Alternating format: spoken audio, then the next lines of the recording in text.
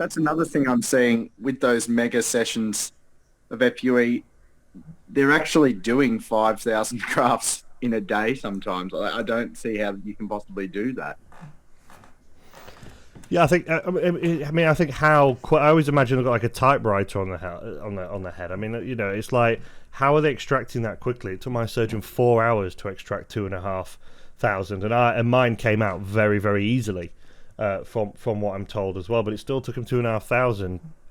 Sorry, I beg your pardon. It still took him 4 hours, and it was literally, you could hear it, you could see him with his loops on his face, which are magnification devices, 8 times ones he was using, and it was literally seconds between each punch while he was selecting the best hair. If you're taking 5,000 in probably half the time, or not, that I had it must just be like punch, punch, punch, punch, punch, and you see these donor areas. And what you want to, see these distinct these punch patterns, these nice tight punch patterns, because if you can see that, you can see where the hairs are between the hairs that have been extracted. And there's going to be coverage, but you see these donor areas, and it's just this big bland sea of red, and you've got no eye, where there's just so many hairs taken. You're thinking, well, how can that possibly grow back unless you've got fantastic donor characteristics, thick hair, possibly kinked or curly hair? How is that possibly going to give you coverage and hide the surgery, which is the whole point of a hair transplant, is for it to look undetectable? And you're seeing these guys who are already sort of planning in SMP to sort of put ink in the scalp in order to cover it from the start. And it's like, well, no, that's wrong. You're not planning contingencies and fixes for issues before they've even happened. It just seems pretty crazy to me how people are willing to accept that. Yeah, it's crazy. I don't know. I'm like, for me, SMP is the last resort, pretty much. Like, you really don't need, like, it's an ink. People forgetting it's a fucking ink, and they're gonna fade away with some years.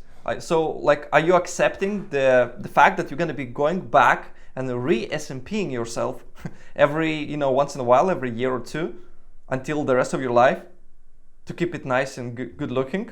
Most probably after 5 years you're gonna get bored and you will not care, and you're gonna look like a horror show. Your donor gonna look like, someone painted with blue color.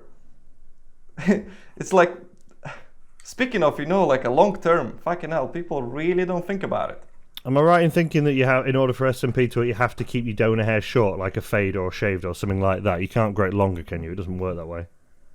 No, you can. Okay. I mean, SMP just paints your scalp pretty much same way like Dermage does. Okay. But instead of like in a dot, so it visually gonna look better. Obviously, if you have like a little amount of hair, so that like if you have 3 hairs growing from this black spot, obviously going to be noticeable with longer hair. So it would really depend. I've seen that's really what I mean. good if there's results. a longer hair risk of it, as you get older, you might not want to, if you're like 40, 50, 60, you might not want to shave your hair anymore at the sides. But, again, problem. How about when you're going to get gray hair? You'll change your SMP color? Yeah, exactly. That's a good point, huh?